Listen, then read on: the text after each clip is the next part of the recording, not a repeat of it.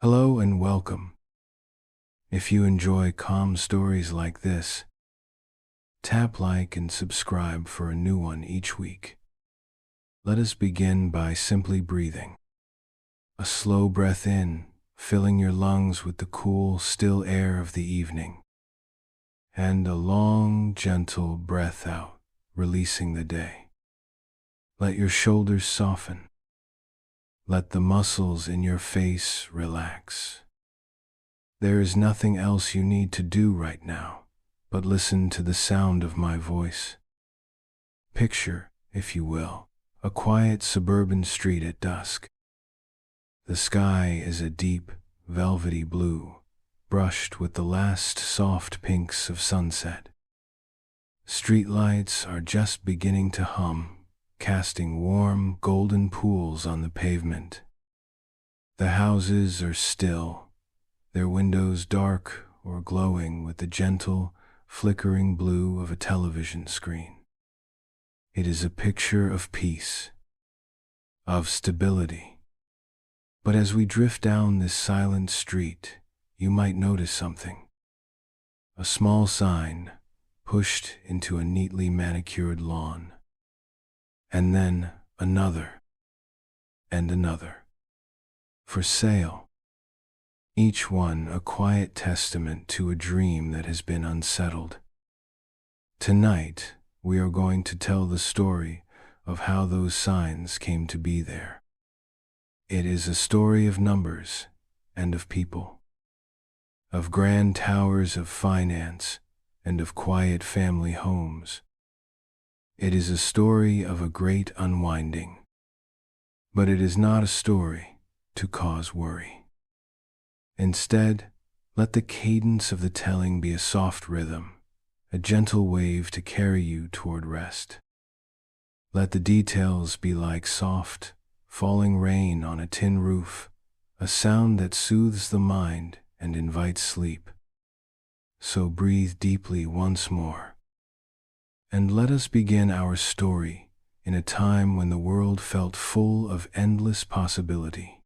Chapter 1: Seeds of Speculation. Our story begins not with a crash, but with a quiet signature. In the year 1999, a law that had stood for decades, a wall between different kinds of banking, was gently dismantled. It was called the Glass-Steagall Act, a rule born from the lessons of the Great Depression. It had kept the quiet, steady business of family savings separate from the daring, high-stakes world of investment banking. With its repeal, these two worlds could now merge. Imagine two rivers, one slow and steady, the other a rushing torrent, now flowing into the same channel. The change was celebrated in quiet, wood-paneled boardrooms. It was seen as modern, efficient, a step into a brighter, more connected financial future. The hum of the global machine seemed to grow a little louder, a little more powerful. Then, the world turned a corner into a new millennium. Two events, sharp and sudden, sent ripples across the globe. First, the bursting of the dot-com bubble. The exciting, dizzying dream of internet riches faded, leaving behind a nervous, quiet zero-s. Then came the tragedy of September 11th, 2001. A day of profound shock and sorrow that shook the world's confidence. In the face of this uncertainty, the guardians of the economy sought to create calm, to soothe the anxious markets. The Federal Reserve, the central bank of the United States, began to lower interest rates. Think of an interest rate as the cost of borrowing money. When the cost is high, borrowing is done carefully. But when the cost is low, it becomes easy, almost effortless. The rate was lowered again and again, until it reached a historic low of just 1%. Money became cheap. It flowed like a warm, gentle current through the entire financial system. This flow of easy money needed to find a home, and it found one in the most solid, most trusted of places, the family house. For generations, owning a home was the bedrock of the American dream. It was a symbol of success, a place of safety, an investment that only ever seemed to go up in value. A new idea began to take hold, whispered in political speeches and broadcast in advertisements. The idea of an ownership society. The belief that everyone, regardless of their circumstances, should be able to own their own home. It was a beautiful, hopeful vision. And so, the great banks, now free to combine their different powers and flush with this cheap money, turned their gaze toward the quiet suburban streets we pictured earlier. They saw millions of people who dreamed of a front door with their name on it. And they began to devise new ways to make that dream a reality for everyone. The air was filled with optimism. The economic engine was humming smoothly. The seeds of a great housing boom were being sown in the fertile ground of low interest rates and deregulation. No one could yet see the shadow that this boom would one day cast. And the market bell rang, its sound full of promise and the soft rustle of new beginnings. Chapter 2. Subprime Silk and Sand. The dream of home ownership began to spread like wildfire. It was a warm, comforting glow that touched every corner of the country. To fuel this dream, a new kind of key was forged. It was called a subprime mortgage. The word prime refers to a borrower with a good credit history, a steady job, a reliable record. Subprime was for everyone else. Those with lower incomes, or past financial troubles, or jobs that were less secure.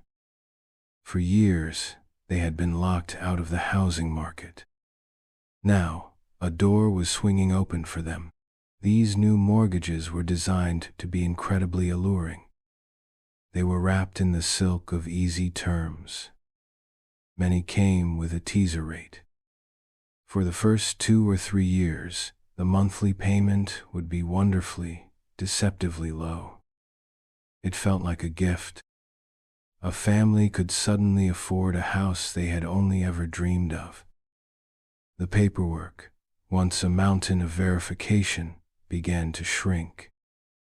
Some loans were called stated income loans, where the borrower simply had to state their income, with little proof required. These became known quietly in the industry as liar loans. Even more extreme were the no-doc or ninja loans, no income, no job or assets. The hiss of the mortgage printer was a constant, reassuring sound in offices across the country, each sheet of paper representing another dream fulfilled. Why would lenders take on such risk? Because of a simple, powerful belief: house prices would always go up. This belief was the foundation upon which everything was built. It was like building a castle on what appears to be solid rock, but is actually just tightly packed sand. The thinking was this: if a borrower couldn't make their payments, it didn't matter. The value of the house would have risen so much that they could simply sell it, pay off the loan, and walk away with a profit. Or they could refinance the loan, borrowing against the new, higher value of their home. The risk seemed to vanish into thin air. From 2000 to 2005, home prices in America soared. It was a national obsession. People watched the value of their homes climb with a sense of giddy disbelief. It felt like free money. Neighbors shared stories at backyard barbecues of how much their house was now worth. Television shows celebrated the art of flipping houses, buying a property, doing a few minor renovations, and selling it a few months later for a huge profit. The house was no longer just a home, it was an ATM. For the families who signed these papers, it was a moment of incredible joy. The feel of a new key in their hand. The smell of fresh paint in an empty room. The sound of their children's laughter echoing in a backyard of their very own. They were told not to worry about the details, about the day the teaser rate would end and the payments would balloon. By then, they were assured, the value of their home would have soared, and they could easily refinance into a better loan. It was a promise whispered on the warm, optimistic breeze of a booming market. A promise that felt as solid as brick and mortar. And the market bell rang, its chime muffled by the sound of moving trucks and happy families. Chapter 3. The Machine of Leverage. Let us step away from the sun-drenched suburban streets for a moment, and into the cool, quiet, air-conditioned towers of Wall Street. Here, under the soft, fluorescent hum of late-night trading desks, another kind of construction was taking place. A far more complex and far more fragile kind of architecture. The thousands upon thousands of new mortgages being signed every day, the prime ones, the subprime ones, the stated income ones, were not simply filed away in a drawer. They were seen as raw material. Investment banks would buy them up by the bushel from the original lenders. Imagine all those monthly mortgage payments as tiny streams of water. The banks began to bundle these streams together, thousands at a time, to form a large, flowing river of cash. This river was then channeled into a complex financial product called a collateralized debt obligation, or a CDO. Picture a waterfall. The river of mortgage payments flows over the top. The bankers would slice this waterfall into different horizontal sections, or tranches. The top tranche was the safest. It got paid first. Like standing at the top of the waterfall, you are sure to get wet. The middle tranches got paid next. And the bottom tranche, the riskiest part, only got paid if there was enough money left after everyone else. This bottom piece was called the equity tranche. It offered the highest return, but also carried the highest risk of ending up with nothing. The genius and the danger of this system was how these tranches were rated. The banks would take their newly created CDOs to the three powerful rating agencies, Moody's, Standard, Poor's, and Fitch. These agencies were the trusted referees of the financial world. Their job was to assess risk and assign a grade, like a teacher grading a paper. The highest, safest grade was AAA. And, miraculously, the rating agencies gave the top tranches of these CDOs bundles of risky subprime mortgages the coveted AAA rating. This was the equivalent of taking a collection of failing student essays, binding them in a fancy leather cover, and declaring the first chapter to be a literary masterpiece. With a AAA rating, these products could be sold to the most conservative investors in the world. Pension funds, which safeguard the retirement savings of teachers and firefighters. Insurance companies, municipal governments, all of them, hungry for a better return than they could get from ultra-safe government bonds, eagerly bought these new, seemingly risk-free securities. But the machine grew even more complex. A new instrument was created called a credit default swap, or CDS. A CDS was essentially an insurance policy on a CDO. An investor who bought a CDO could also buy a CDS to protect themselves if it went bad. But here was the twist. You didn't have to own the CDO to buy the insurance on it. It was like being able to buy fire insurance on your neighbor's house. If their house burned down, you would collect the payout.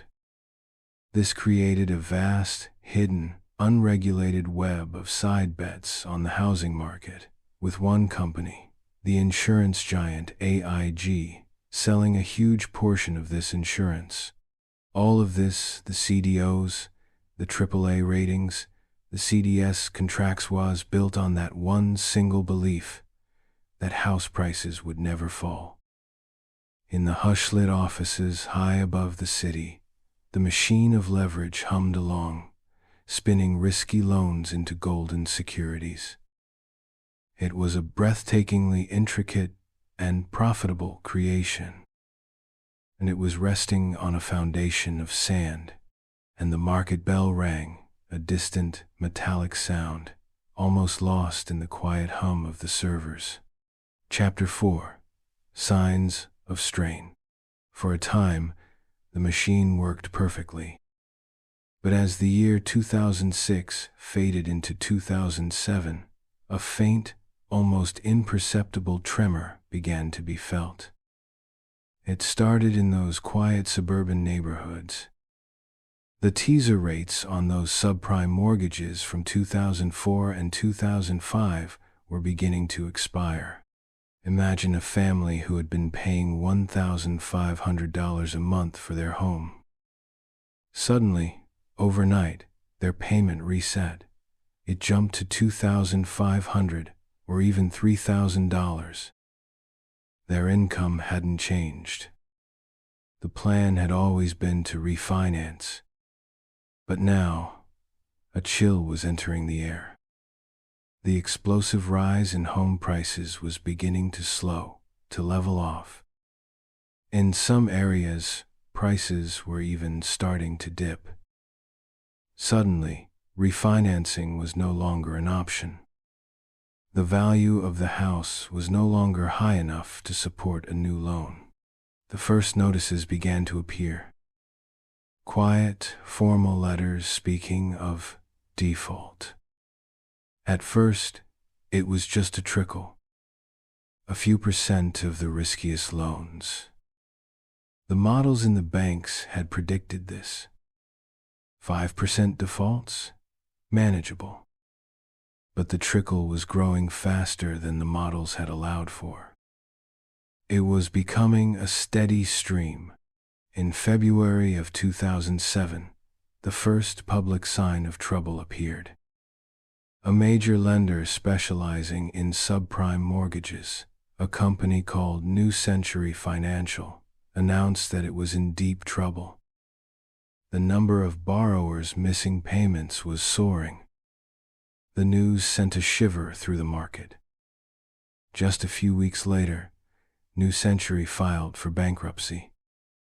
It was the first large domino to fall. Let us step away from the flickering ticker and breathe with the hush of a darkened street. The air is still warm, but a cool breeze is beginning to stir the leaves. A sense of unease. Back on Wall Street, the tremor was felt more acutely. The investment bank Bear Stearns had two large hedge funds that had invested heavily in the most complex, most risky CDOs.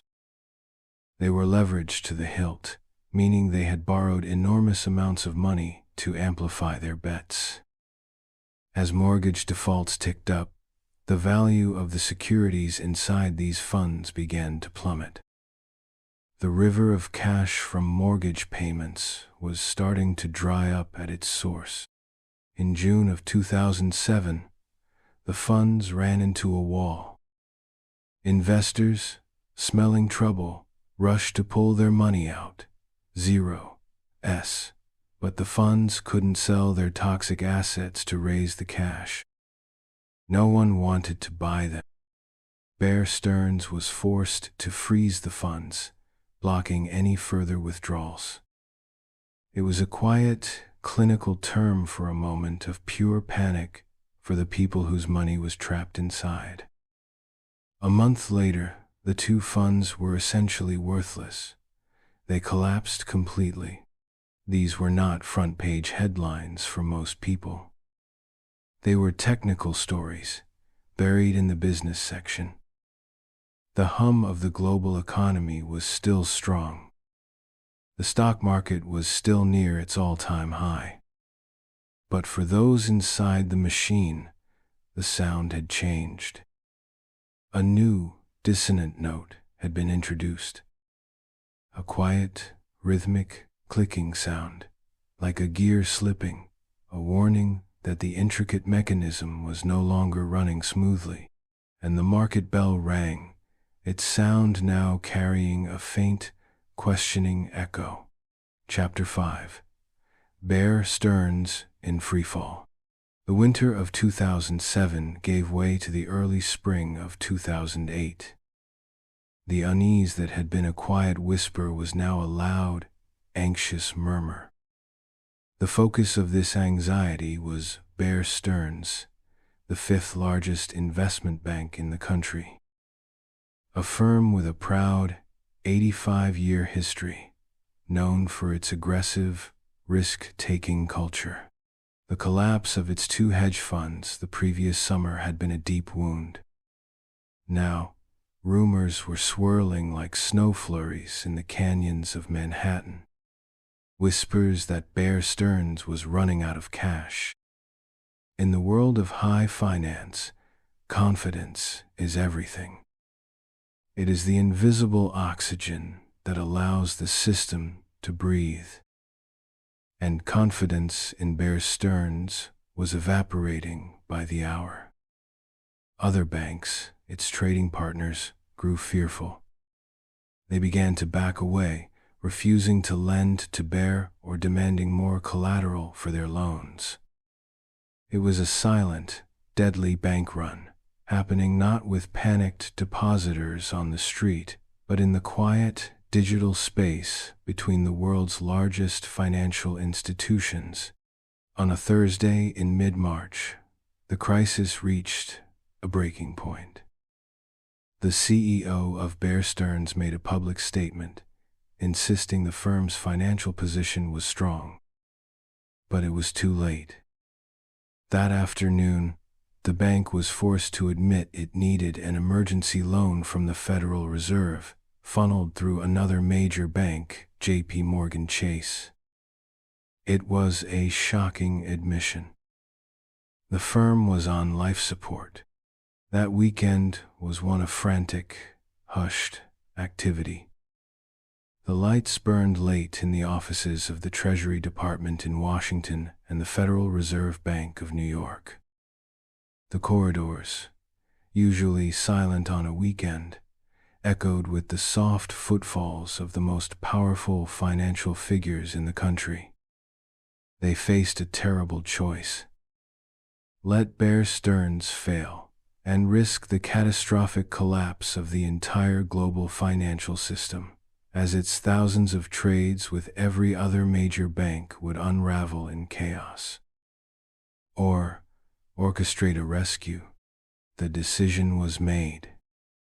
A buyer had to be found, and it had to be done by the time the markets opened in Asia on Sunday evening.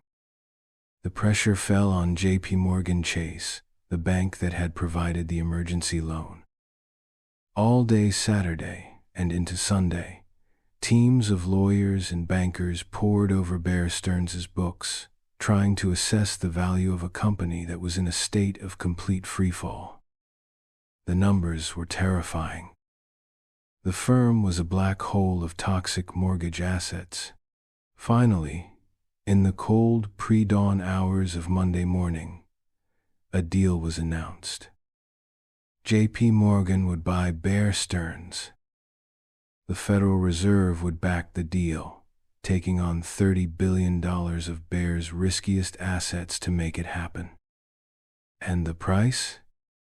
$2 per share. Just 1 year earlier, the stock had been trading at over $170.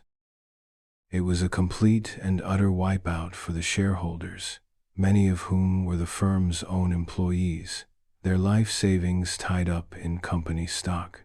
As the sun rose over a stunned Wall Street that Monday, a sense of relief mixed with dread.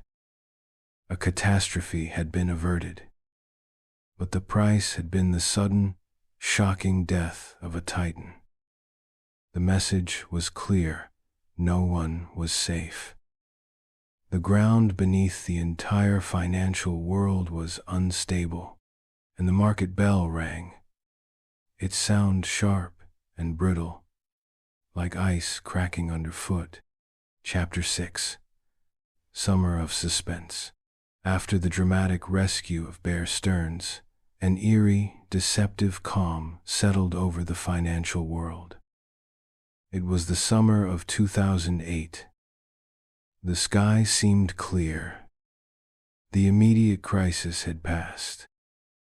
But it was the stillness of the air before a hurricane. Beneath the surface, the foundations of the system were continuing to crumble, slowly and silently. The most important sign of this decay was happening in a place most people had never heard of: the LIBOR market.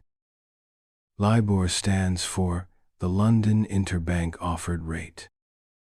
It is the interest rate at which big, global banks lend to one another. It is the circulatory system of global finance, the pulse of the entire machine. And that summer, the pulse was becoming weak and erratic. Normally, LIBOR is a very low, very stable number. But banks were now terrified of what hidden toxic assets might be lurking on each other's balance sheets. They didn't know who was safe and who was secretly insolvent. So they simply stopped lending to each other for any period longer than overnight. The flow of credit, the lifeblood of the economy, was seizing up. 0s. It was like a city where all the water mains were clogged. Water might still trickle from the tap, but there was no pressure, no confidence in the supply. Meanwhile, the housing market continued its slow, painful decline. Foreclosures were no longer a trickle, they were a flood. The for sale signs on those quiet suburban lawns were multiplying. Countrywide Financial, the largest mortgage lender in the nation, a company that had been a primary engine of the subprime boom, was now teetering on the brink of collapse. In July, it was saved from bankruptcy only by being acquired by Bank of America. Another giant had vanished. Then, the focus shifted to two other enormous, government-sponsored entities, Fannie Mae and Freddie Mac. These were not ordinary companies. Their purpose was to buy mortgages from lenders, making it easier for Americans to get home loans. Together, they owned or guaranteed about half of all the mortgages in the United States, a staggering $5 trillion worth. They had also been drawn into the subprime frenzy, buying up risky loans to compete for market share. As house prices fell, the losses at Fannie and Freddie mounted to catastrophic levels. It became clear that they were insolvent. The U.S. government could not allow them to fail. Their collapse would have been an extinction-level event for the global economy. So, in early September, the government acted. It seized control of both companies, placing them into a conservatorship. It was a quiet, legalistic term for the largest financial bailout in American history up to that point. The rescue of Fannie and Freddie felt monumental. Surely, this was the bottom. Surely, the government had now drawn a line in the sand, signaling that it would not let any other major institution fail. This belief, this hope, would last for less than a week. The summer of suspense was over. The main storm was about to make landfall, and its first point of impact had a name: Lehman Brothers. And the market bell rang, its sound low and heavy, like a distant drumbeat of warning. Chapter 7. Lehman's Long Night. Lehman Brothers was the fourth largest investment bank in the United States. It had survived the Civil War, the Great Depression, and 2 world wars. It was a 158-year-old pillar of Wall Street. And like Bear Stearns, it had dived headfirst into the housing bubble, gorging on subprime mortgages and commercial real estate. Now, with the market in freefall, the value of those assets was evaporating, leaving a massive hole in its balance sheet. The weekend of September 12, 2008, began with a sense of grim inevitability. Lehman was hemorrhaging cash. Its stock price was plummeting. It was facing the same silent bank run that had killed Bear Stearns. The U.S. Treasury Secretary, Henry Paulson, a former CEO of Goldman Sachs, and Timothy Geithner, the president of the New York Fed, summoned the heads of every major Wall Street bank to the Fed's imposing downtown headquarters. The building itself feels like a fortress, its windows covered in thick iron bars. It was a fitting location for a siege. The message from the government was stark and shocking. There would be no public money this time. There would be no bailout for Lehman Brothers. The political backlash from the Bear Stearns rescue had been too fierce. The government had just spent billions taking over Fannie and Freddie. The line had to be drawn somewhere. The industry, Paulson declared, had to save itself. What followed was 48 hours of the most frantic, high-stakes negotiations imaginable. The only hope was to find a buyer. 2 potential suitors emerged: Bank of America and the British bank, Barclays. All weekend, the bank CEOs, fueled by coffee and takeout food, huddled in the Fed's grand, marble-lined rooms, trying to piece together a deal. They examined Lehman's books, and the deeper they looked, the more terrified they became. The hole was bigger than anyone knew. Bank of America was the first to walk away. On Sunday, it announced it was pulling out of the Lehman talks and would instead buy another teetering firm, Merrill Lynch, in a desperate move to save it from a similar fate. All hopes now rested on Barclays. A deal was hammered out. But there was a catch. Barclays needed approval from financial regulators back in the United Kingdom. The call was made across the Atlantic, and the answer came back: no. The British regulators would not approve the deal without a guarantee from the U.S. government, the very thing the Treasury Secretary had refused to give. It was over. The news spread through the building like a death sentence. There were no more options. Lehman Brothers was going to die. That Sunday evening, Lehman employees were told to come to the firm's headquarters in Times Square. Not to work, but to clear out their desks. The scene was surreal. Thousands of young, well-dressed bankers, carrying cardboard boxes filled with their personal belongings, streaming out of the gleaming office tower into the flashing neon lights of Times Square. Their faces were a mixture of shock, confusion, and despair. Inside, the vast trading floors, normally a cacophony of shouting and ringing phones, fell silent. Only the soft, electronic hum of the computer screens remained, their green and red numbers frozen in time. Just before 1 o'clock in the morning on Monday, September 15th, 2008, Lehman Brothers filed for the largest bankruptcy in U.S. history. The 158-year-old pillar had turned to dust.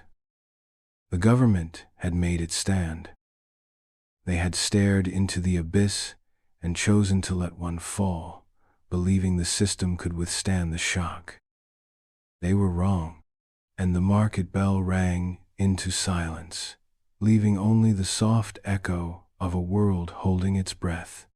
Chapter 8. The Panic Goes Global. The failure of Lehman Brothers was not a controlled explosion. It was the pulling of a pin from a grenade that was chained to every other major financial institution on the planet. The intricate, invisible web of trades and contracts that connected Lehman to the rest of the world began to snap, one strand at a time, with terrifying speed. The financial system, the bedrock of the global economy, entered a state of cardiac arrest. The very next day, the focus shifted to the American International Group, AIG.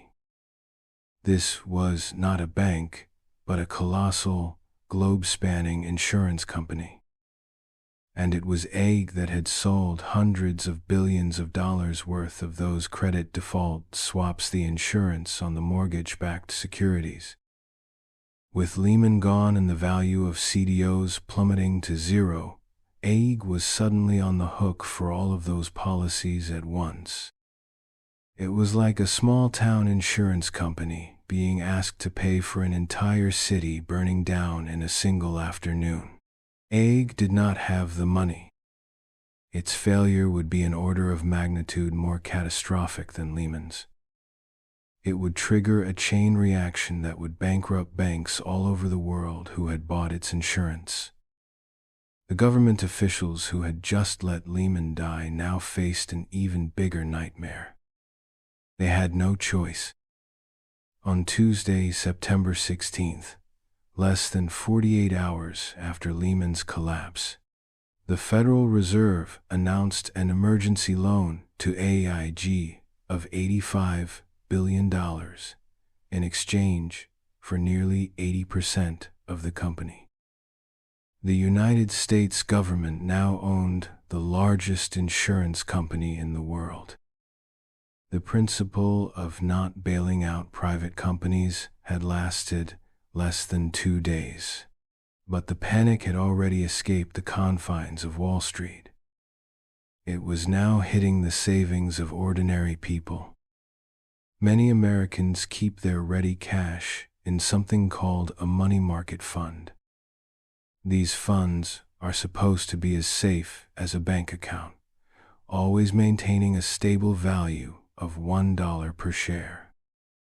But one of the oldest and largest of these funds, the Reserve Primary Fund, announced that it had lost a huge amount of money on Lehman Brothers' debt. Its value had fallen to 97 cents. It had broken the buck. The news was electric. It triggered a massive, silent run on the entire $3.5 trillion money market fund industry. People pulled out $140 billion in a matter of hours.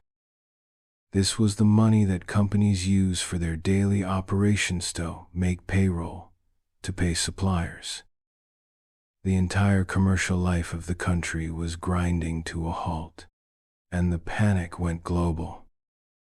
The red glow of falling markets spread from New York to trading floors in London, Frankfurt, and Tokyo.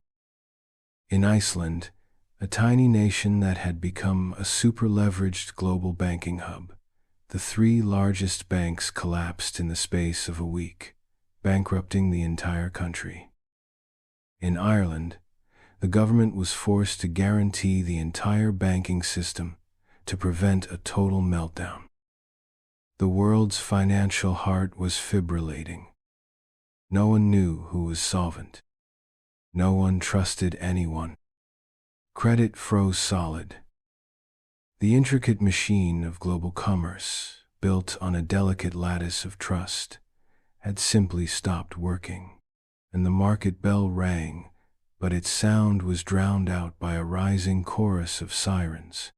Chapter 9, 700 Billion Bomb. In the third week of September 2008, the leaders of the U.S. economy faced the abyss. The ad hoc, case-by-case rescues were not working. The patient was dying on the operating table. They needed a response so large, so overwhelming, that it would shock the system back to life. On a Thursday evening, Treasury Secretary Paulson and Fed Chairman Ben Bernanke went to Capitol Hill for an emergency meeting with congressional leaders. The atmosphere was tense, the faces grim. Bernanke, a quiet academic who had spent his life studying the Great Depression, told the lawmakers in stark, somber tones that if they did not act within days, the entire financial system would melt down and the global economy would collapse into a depression far worse than that of the 1930s. Paulson then unveiled their proposal. It was a plan of breathtaking scale. 0s. They needed authorization from Congress to spend up to $700 billion to buy up the toxic mortgage-backed securities from the nation's banks. The idea was to take this poison off their books, cleaning out their balance sheets and restoring confidence so they could begin lending again. The program was given a name designed to be reassuring: the Troubled Asset Relief Program, or TARP. $700 billion. The number was staggering, almost incomprehensible. It was more than the entire cost of the Iraq War. The proposal, just 3 pages long, gave the Treasury Secretary almost unlimited power to use the funds as he saw fit, with little oversight. The reaction was a firestorm of public outrage. The phone lines to congressional offices were jammed. The emails poured in, thousands per hour. The message was overwhelmingly the same: no. Why should the taxpayers of Main Street, who were losing their homes and their jobs, be forced to bail out the reckless, wealthy bankers of Wall Street who had caused the crisis? The anger was raw, bipartisan, and volcanic. It was a clash between the abstract, terrifying logic of systemic collapse and the deeply personal, visceral feeling of injustice. Lawmakers were caught in an impossible position. Vote yes and face the wrath of their constituents. Vote no and risk being blamed for a second Great Depression. The debate was frantic and bitter. On Monday, September 29th, the House of Representatives voted on the bill. In a stunning rebuke of the country's leadership, it failed. As the vote totals flashed on the screen, the Dow Jones Industrial Average, which had been down all day, went into a complete nosedive. It fell 777 points, the largest single-day point drop in its history. $700 billion in stock market wealth vanished in a matter of minutes. The market's verdict was clear: you have made a terrible mistake. The fear was now palpable. The panicked congressional leaders went back to work, desperately trying to find the votes. They added some tax breaks and other sweeteners to the bill. They pleaded with their colleagues. Finally, a few days later, on October 3rd, they voted again. This time, it passed. That evening, President George W. Bush sat at his desk in the Oval Office. The room was quiet. With the soft stroke of a pen, he signed the $700 billion rescue package into law. It was a balm desperately applied to a catastrophic wound. Whether it would be enough, and what its ultimate consequences would be, no one yet knew. And the market bell rang, a fragile, tentative sound, hoping to signal that the worst was over. Chapter 10. Foreclosure Echoes. Human Toll. Let us drift away now from the hushed corridors of power and the glowing screens of the trading floors. Let us return to those quiet suburban streets where the true cost of the crisis was being paid, not in billions of dollars, but in broken dreams. The financial earthquake on Wall Street had sent a tsunami rolling across the real economy, and it was now crashing ashore on Main Street. The word foreclosure became a part of the daily vocabulary. It is a cold, legal term for the loss of a home.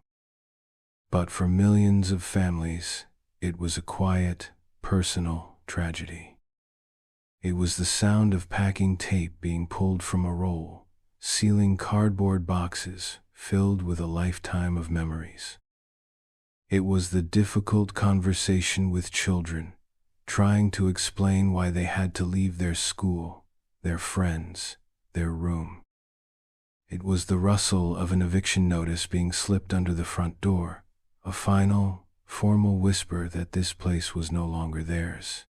In neighborhoods across America, the for sale signs were replaced by the starker, sadder signs of bank ownership. Houses sat empty, the lawns slowly turning brown. The laughter of children in the backyards was replaced by an eerie silence. In the hardest-hit areas, like the inland valleys of California and the sandy suburbs of Florida, entire communities were hollowed out. For those who lost their homes, the journey was often one of shame and hardship. Some moved in with relatives, crowding into spare rooms and basements. Others, with nowhere else to go, found themselves in sprawling tent cities that began to spring up in parks and on the outskirts of towns. These were modern-day Hoovervilles, a stark, visual reminder of the human toll of the financial collapse. And then there were the jobs. As the credit freeze took hold, businesses large and small found they could no longer get the short-term loans they needed to operate. The layoffs began as a trickle, then became a torrent. The construction industry, which had boomed alongside housing, collapsed almost overnight. Manufacturing slowed. Retail stores shuttered. The unemployment rate began to climb, a relentless, upward march. The quiet ritual of the unemployment line became a common sight. People from all walks of life, carpenters, office managers, salespeople, engineers standing in long, silent queues that curled around government buildings, often forming before the sun had even risen. They clutched their papers, their faces etched with a mixture of anxiety and weary resignation. The Great Recession, as it came to be called, was now a painful reality for tens of millions of people. This was the true cost. It wasn't in the stock market tickers or the bank ledgers. It was in the strain on families, the lost sense of security, the quiet, gnawing fear of an uncertain future. It was the heavy silence in a home where a parent had just lost their job. It was the echo of what had been lost, a sound that would linger for years to come. And the market bell rang. But on these streets, no one was listening. There was only the sound of the wind. Chapter 11. Aftershocks, Reforms. The immediate panic of the fall of 2008 eventually subsided. The $700 billion bomb, along with other massive interventions by the Federal Reserve, had managed to stabilize the patient. The global financial system had been pulled back from the brink of total collapse. But the world it awoke to was a different one. It was a world that was bruised, cautious, and deeply changed. The years that followed were a time of slow, painful recovery. The economy grew, but at a sluggish pace. Unemployment remained stubbornly high. The housing market, the epicenter of the quake, was a landscape of ruins. It would take nearly a decade for home prices in many areas to return to their pre-crisis peaks. The sense of easy prosperity that had defined the early 2000s was gone, replaced by a new era of thrift and anxiety. In Washington, the shock of the crisis gave way to a long, contentious debate about how to prevent it from ever happening again. This debate culminated in the summer of 2010 with the passage of a sweeping new law. It was called the Dodd-Frank Wall Street Reform and Consumer Protection Act. It was the most significant overhaul of financial regulation since the Great Depression. The whispers of reform became the dense, formal language of legislation.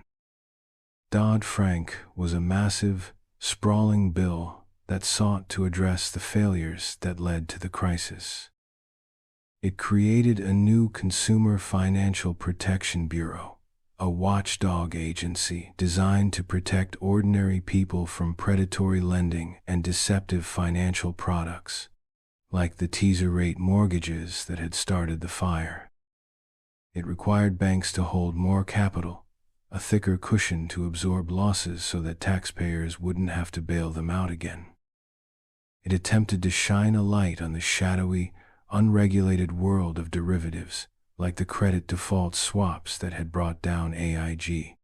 Globally, regulators also came together to create new rules.